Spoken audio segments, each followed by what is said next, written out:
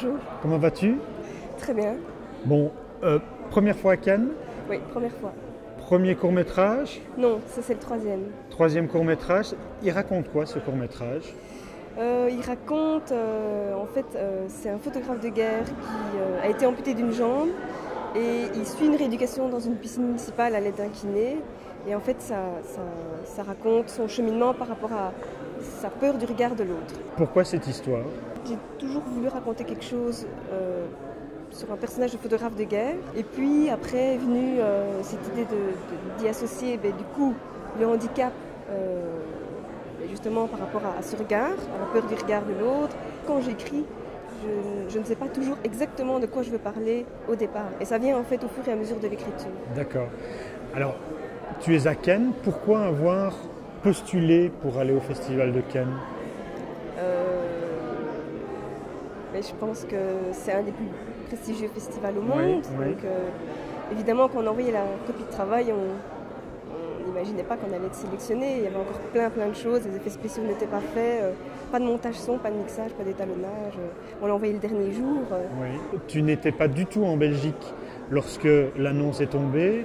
Tu étais en préparation d'un autre film, je pense? Non, en fait, j'étais en Haïti pour un reportage pour une ASBL, en fait. C'est ça? Ouais. Et alors, tu as vu ton téléphone un peu chauffé, tu t'es dit qu'est-ce qui se passe? Oui. Et c'est en retournant ici que tu as découvert la bonne nouvelle. Comment est-ce que tu as pris la nouvelle? Mais en fait, j'ai vu des appels de la France. J'ai pas décroché parce que je ne me doutais évidemment pas que c'était le festival. J'ai vu qu'on me laissait des messages vocaux, mais comme je rentrais dans 2 jours, je me suis dit je les écouterai quand je serai à Bruxelles. Et puis j'ai vu des SMS de félicitations. J'ai pas tout de suite compris. Et puis j'ai vu un moment Cannes et donc j'ai reçu un message de mon producteur. Et évidemment, je me souviendrai toujours. On était en route vers Port-au-Prince. On a fait une pause. Enfin voilà. Et je me souviendrai toujours de ce moment. C'était j'en tremblais, j'étais complètement... je n'y ai pas tout de suite cru. Mais Depuis quand est-ce qu'on n'a plus? Je pense que c'est depuis 1976 que nous n'avons plus de palme de court-métrage. Je sais pas comment, je pense que c'est la palme qu'on appelle ça aussi. C'était Raoul Servet, je pense. À l'époque, je suis plus tout à fait sûr de la date. Tu imagines quand même le challenge pour toi, hein?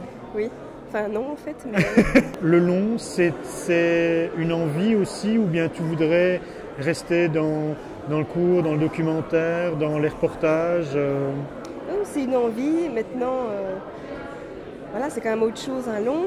Je ne fais pas du cinéma pour faire des longs, je fais du cinéma pour raconter quelque chose. Mais ce sera automatiquement une histoire que toi tu auras écrite, ou bien tu pourrais...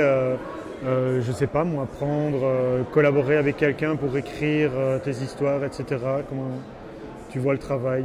Mais c'est vrai que je suis pas la plus rapide pour écrire, Oui. donc je pense que ça m'aiderait beaucoup d'avoir quelqu'un qui écrit avec moi.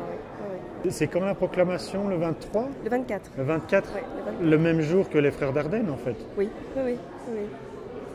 Voilà. Bon, on croise. Merci Laura. Merci à vous.